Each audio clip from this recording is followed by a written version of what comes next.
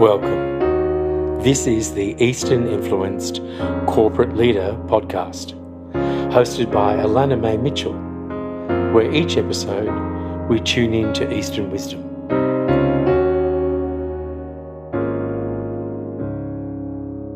Today, I'm delighted to be in conversation with Anjani Amrit, leadership and women's empowerment expert.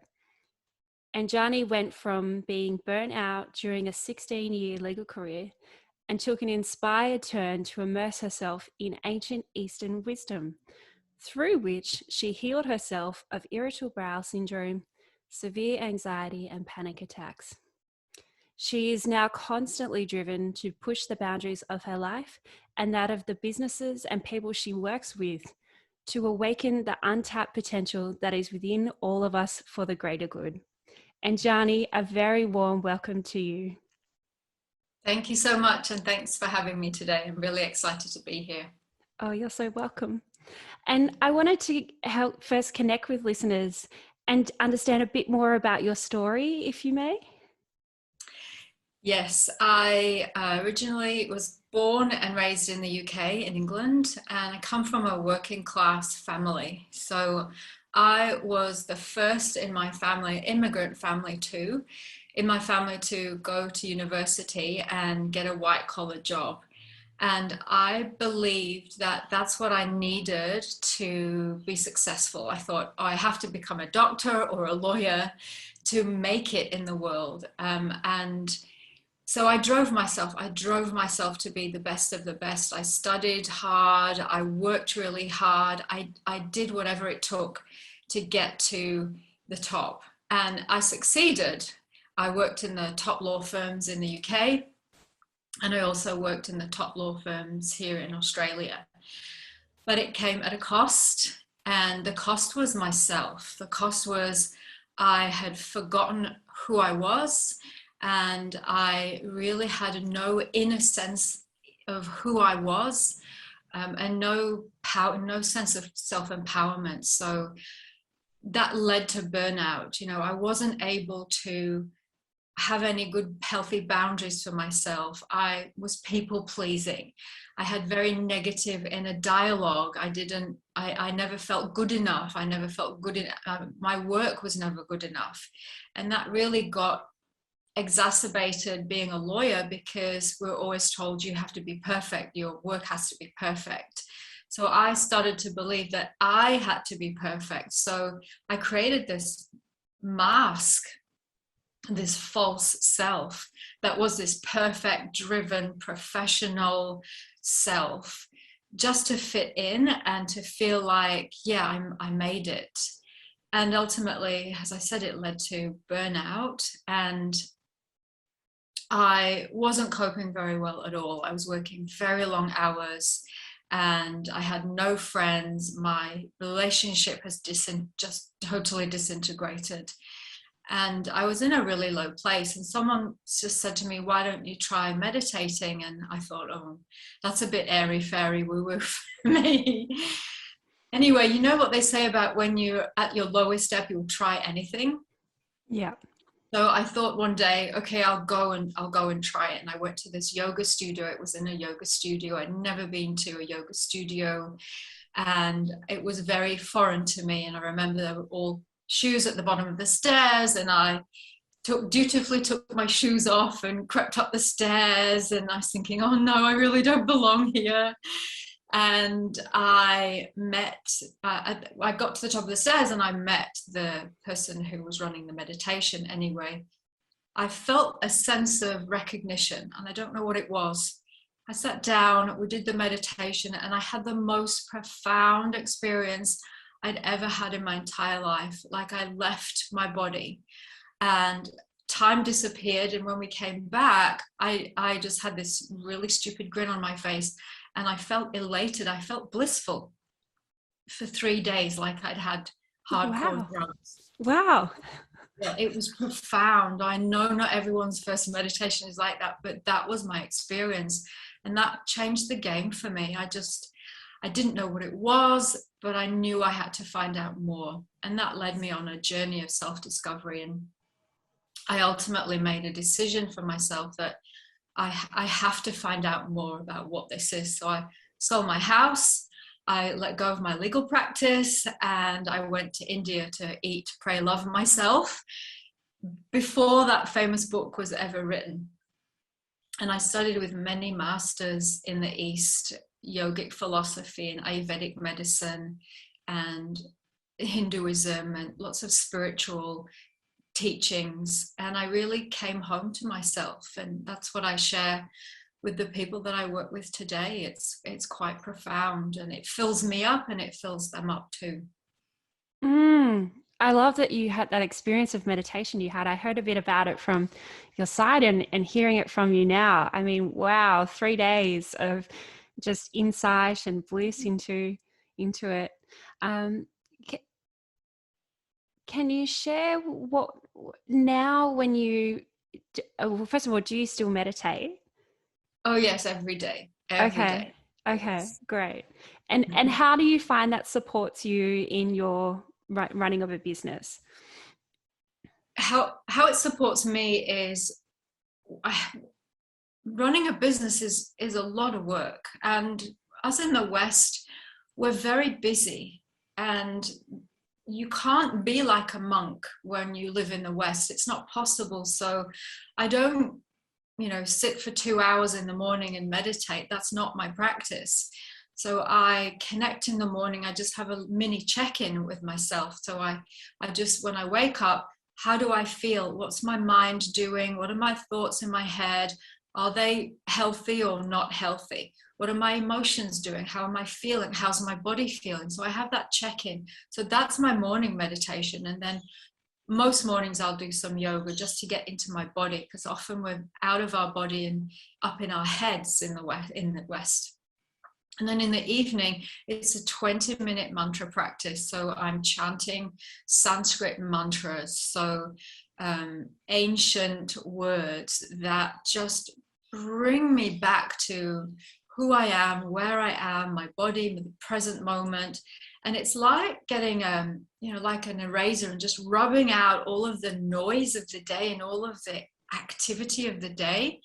And it's just this beautiful cleansing practice where it's like, okay, I did the day, wipe it clean, and now I feel at peace. I feel connected. I know who I am. It's like I've had a really nice shower day, and then then I can just relax in the evening, and it's just really powerful. Oh, that sounds an amazing way to have a day. And I really love how what you shared there in the meditation. Often people will get caught up in their thoughts initially in meditation. And with what you were sharing in how you connect in with your body and you ground in your body. So there's meditation for people who are new to meditation, sitting in meditation or lying in meditation. And then there's also moving meditation practices like yoga that you mentioned too.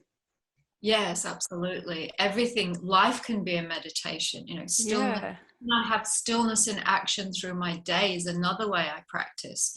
And I just remind myself, am I getting crazy busy? Is my head racing? Am I clenching my body? Am I trying to do things really fast? And then, how can I be still and take the action? That's a meditation in itself. Yeah, I agree. And I wanted to touch on before Eat, Pray, Love came out, the Eat, Pray, Love of Anjani. What are some of the insights that you have from the masters that you learnt from? It sounds incredible. One of the biggest, I think the biggest insight I learned was the inner resilience that we have, and that life is an inside job. It's not nothing outside of us will bring us what we're wanting. We cannot reach our ultimate potential when we are relying on something outside of us. So what I mean by that is a status symbol. So for me, before I studied with the masters, I felt like I had to have a highly prestigious job.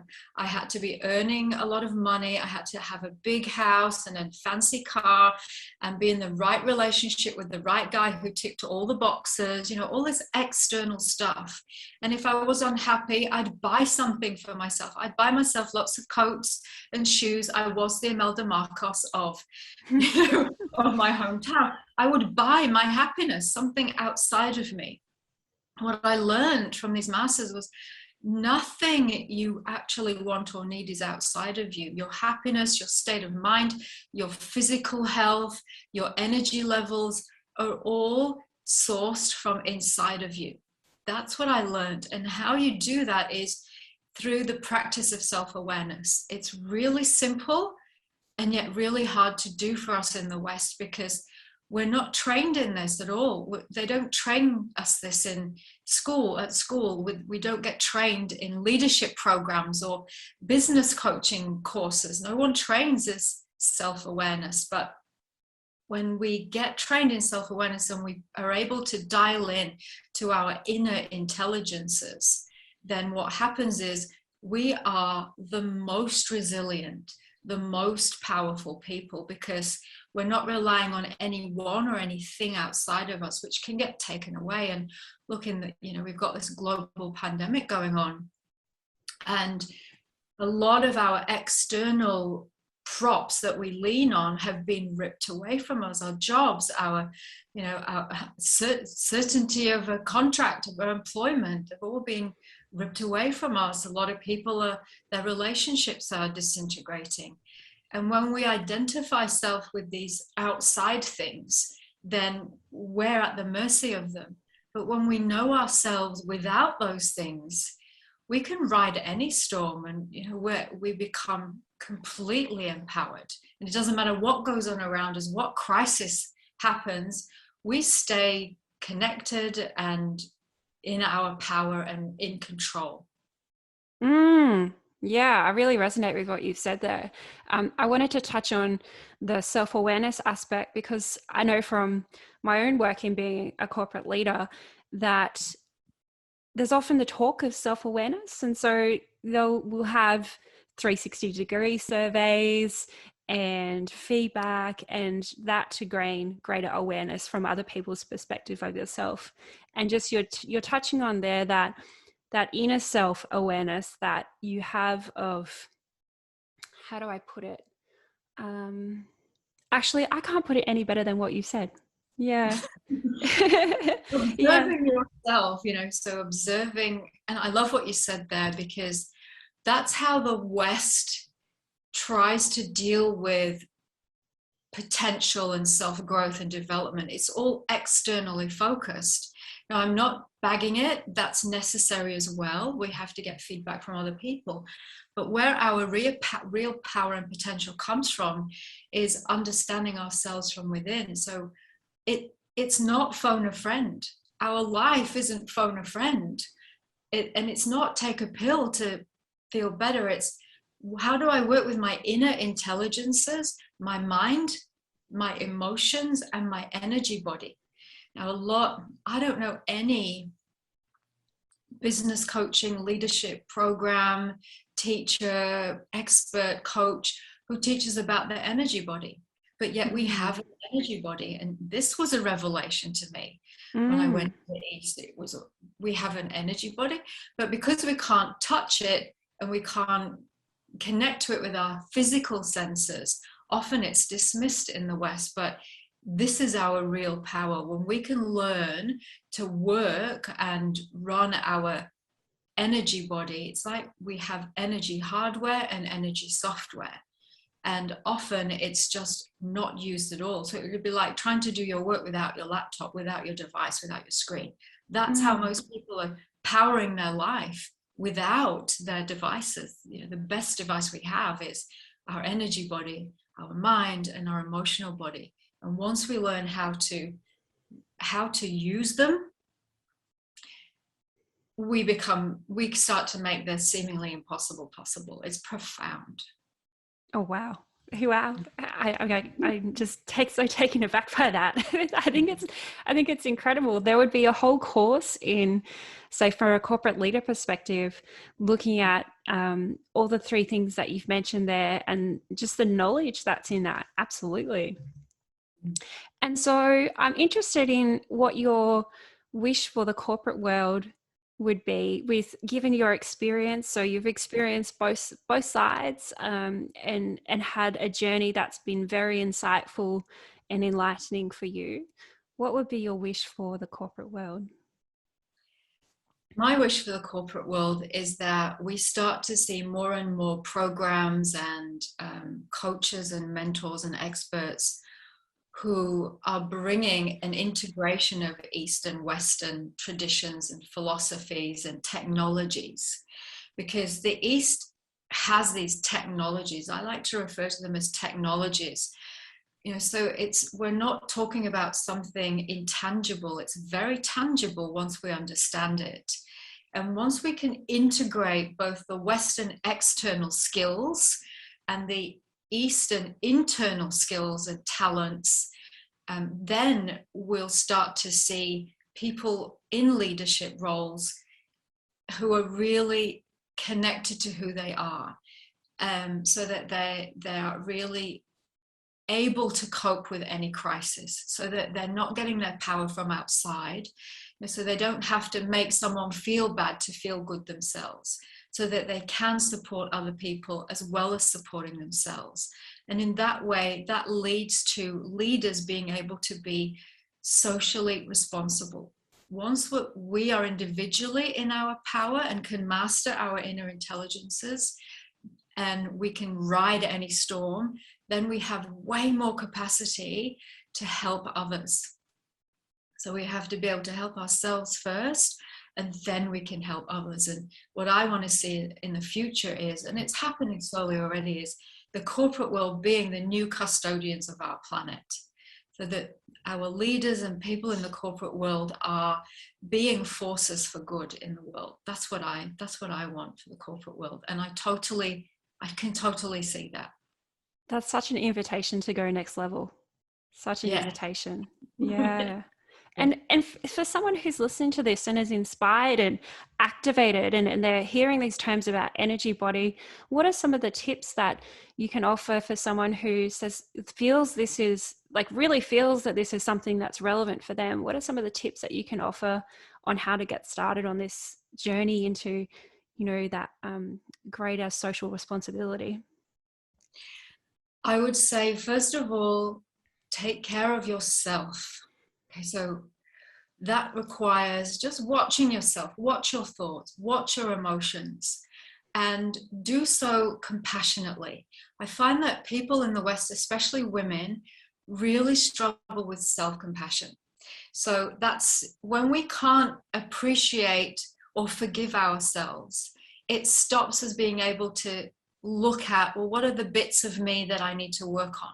It doesn't allow us to do that. But when we can practice radical self-compassion, then we can look at the parts of us that maybe get aggressive or go passive when we're working with other people. And we can offer compassion for ourselves and go, it's okay. I'm growing, I'm doing my best, and that's good enough for now. And I'm going to offer myself lots of compassion as I grow through this, part of me that I wasn't aware of before. So I would say a little bit of self-observation. What's my mind thinking? How's my body feeling? What are my emotions doing? And then when you're noticing something that you might not like about yourself, offer some radical self-compassion. That lends itself to us being able to have more compassion to others as well. That's something as simple as that is profoundly life-changing. Yeah, I can feel that. And in how I think it's interesting that you start with the self for the leader, so that they can feel that for themselves, and then others can feel that in themselves as well. And if people, just looking here, if people wanted to learn more about you and connect with you, how might they do that? Best to go on my website. So that's it's my name, anjaniamrit.com, ANJANIAMRIIT.com. Okay, cool. There's lots of downloads, there's lots of free downloads, free resources. I'm on social media. You can get all those links from the website. And I'll also be sharing Anjani's links, and so you can connect with her and make it really easy for people as well too. And Jani, I wanted to thank you so much for the passion and what you shared here and the insights into your journey. I just think it's incredible and really glad to connect with you. And Jani is going to be so kind as to lead us into a guided meditation for about the next 15 minutes. And after that, the podcast is going to close. So the meditation will finish. You can immediately put some of the things into practice that Injani was talking about. And then you can go about your morning or your afternoon or your evening. And so, Anjani, I wanted to thank you because I won't get a chance at the end, but I wanted to thank you so much for sharing your insights today. And now over to you for the meditation. Thank you. Thanks for having me. Okay. So just closing your eyes when you're ready. And take a nice deep breath in. And breathing out, relaxing. Just letting go, let go of the day, let go of all activity. Another deep breath in. And breathing out, softening the body, relaxing the body. Relaxing the jaw. Relaxing the eyes. Just allowing the eyes to gently nestle back into their sockets. Relaxing the forehead, the teeth and tongue, and unscrunching the brain. Softening the throat, relaxing the shoulders, relaxing the chest and belly. Breathing in, breathing out, and every time you breathe out, just relax, just let go.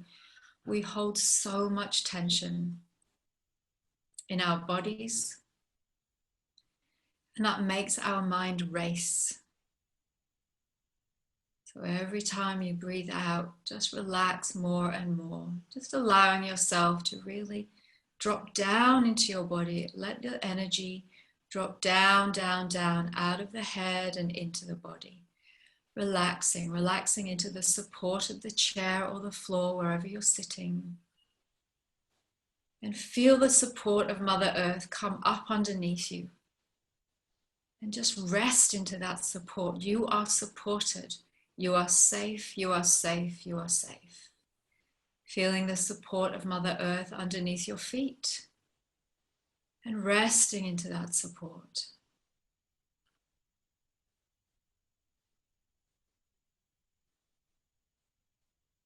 Just relaxing the body.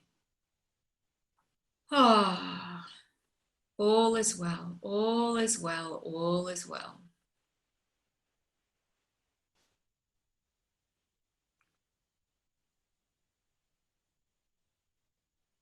Allowing the belly to be soft. And as we soften the belly, we send strong signals to the brain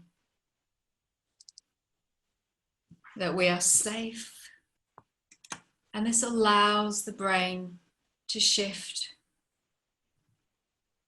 into peace and calm.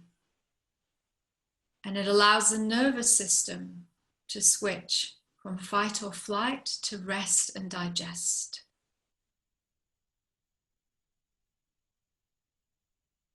Just feeling the sensations of your body. And taking a moment to observe. Just watch your thoughts for a moment. And be a compassionate observer. Observing compassionately whatever the mind is wanting to think. Just allow those thoughts to ebb and flow like waves on the ocean, back and forth, without holding on to them, seeing them as something outside of you.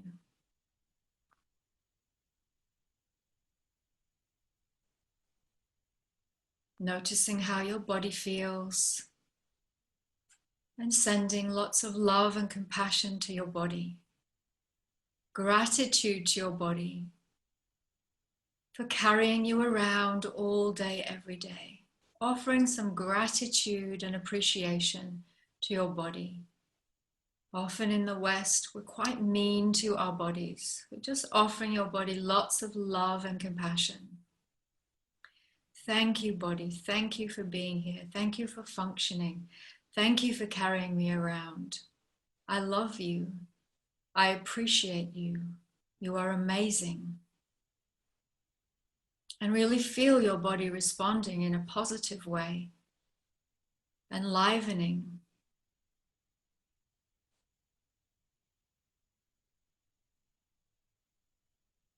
And then checking in with your emotions and asking yourself, how do I feel right now?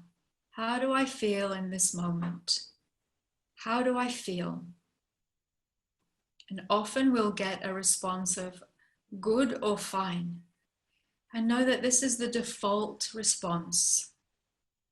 So if you get a good or a fine, just ask yourself, what is underneath that? What emotions are bubbling up underneath that? Do I feel sad or happy? Do I feel tired or energized? Do I feel anxious or calm? Do I feel angry or peaceful? And whatever it is that you discover, simply accept. Simply accept and know that this will pass. This too will pass. So just accepting however you feel right now in this present moment. And offering yourself lots of compassion for however you may be feeling.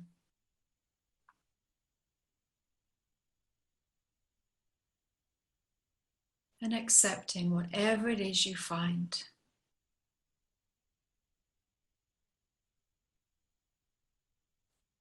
And now we're going to connect to our energy body that is beyond the mind, that is beyond the emotional body, that is beyond the physical body, that is eternal and boundless and wise. It is where all of the answers to all of our questions lie. Being aware of a point of light high up above you, as high as you can imagine. A point of bright white light. The next time you breathe in, imagine that you can draw this light down through the universe, through all the layers of the Earth's atmosphere, in through the top of the head, and as you breathe out, flush the light down through your body.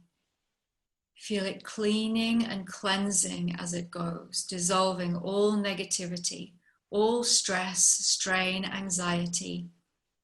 Again, breathing in, and as you breathe in, draw this light down. Feel it pouring down like a waterfall, a soft, gentle, cleansing, powerful waterfall.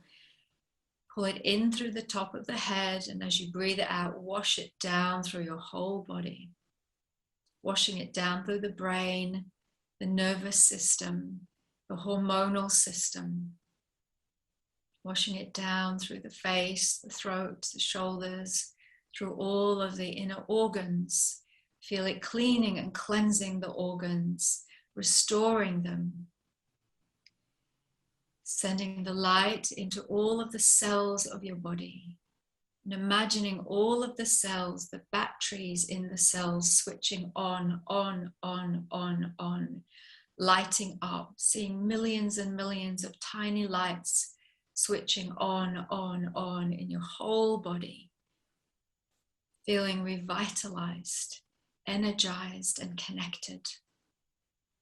And releasing down the body all negativity, stress, and strain. And feel it just draining out of the base of the spine, the soles of the feet, and the palms of the hands, like dirty dishwater draining out of the sink. Sending it into the earth. And we ask that all energy that is leaving us today be dissolved and disintegrated and transmuted into love and light. Taking your awareness to the base of the spine now. Breathing in, and as you breathe out, sending roots like a tree out of the base of the spine and the soles of the feet down into the earth. Down, down, down, down, down, down, down. Let your roots go deep, far and wide, and feel yourself connecting to Mother Earth. Really connecting, plugging in. And imagine that you can connect your roots into the heart of Mother Earth. We are all connected. We are all one. Feel your connection to Mother Earth, the safety and security. Feeling the abundance that is in Mother Earth and connecting to all of the abundance in the earth, all of the crystals and diamonds and rubies and precious stones and people and opportunities and synchronicities that your business or your life requires or desires, all of the people, connecting to them now through these roots. Feel yourself connecting and feel this energy really connecting in your roots. And as you breathe it in, draw this energy up through your roots like sipping water through a straw. Breathing in, pulling that energy up, this rich life force up through the base of the spine. And as you breathe out, flushing it up through your whole being. And feel that filling you up. Breathing in and flushing that through your whole being. And finally, breathing in the light from above and the earth energy or prana from below into the heart space. And as you breathe out, open the heart. Let the heart open. Allow the heart to open. The heart is the wisdom gate. When our heart is open, we see everything. Breathing in from above and below into the heart space and opening the heart, allowing your wisdom gate to open. And setting an intention now for your day, for your evening, for your business, for your life, whatever it is you wish, just setting a powerful intention now that you're fully connected to your energy body, setting a powerful intention. And breathing in, and as you breathe out, sending that intention into the day, the week, the month, the whole year, sending it into your future, pre-paving the way, pre-paving the way.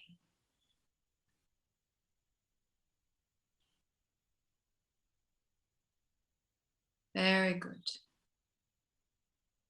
And just offering gratitude to yourself, to your higher self,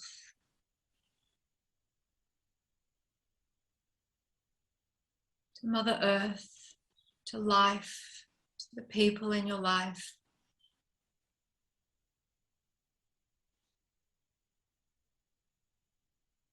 As we give great thanks to all the beloved ones who eternally guide and assist us back home to the heart, with much love, gratitude, and respect.